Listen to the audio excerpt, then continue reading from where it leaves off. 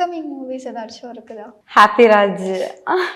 அதுல ரோல் பண்றீங்களா? ஆமா, அது எனக்கே தெரியல, அது பண்ணியிருக்கேன்.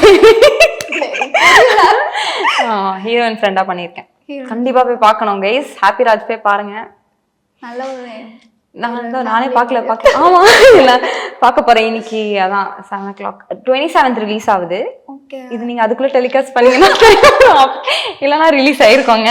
ஜிவி சார் கூட ஒர்க் பண்ணும்போது எப்படி இருந்துச்சு? ஆக்சுவலி புது டீம் பியாண்ட் பிக்சர்ஸ். ஒரு மாதிரி தெரியல, செம்ம ஜாலியா கனா மாதிரி ஃபீல் தான். எனக்கு ஜாலியா இருந்துச்சு. ஜிவி சார்லாம் செம்ம cool. He's like this very sincere person on set and he's ரொம்ப கிரியேட்டிவ் மைண்ட். ஏதாவது he's in to you know music. You seen எவ்வளோ பாட்டு அவருக்கு வந்துகிட்டே இருக்கு. டக்கு டக்குன்னு அவர் ஸ்டோரி போய் பாருங்களேன், எங்க எப்படி வருதுன்னே தெரியாது. டக்கு டக்குன்னு ஏதாவது சாங்ஸ் வந்துட்டே இருக்கு. என்ன ஸ்டோரியா?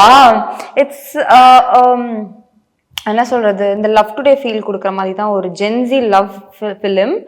பட் அதில் மோர் ஆஃப் ஃபேமிலி இன்வால்வ் ஆகி எப்படி பேரண்ட்ஸோட மைண்ட் செட் எப்படி, அண்ட் நம்ம இந்த சின்ன வயசுலேருந்து ஃபேமிலி பேச்சு கேட்க மாட்டோம்ல.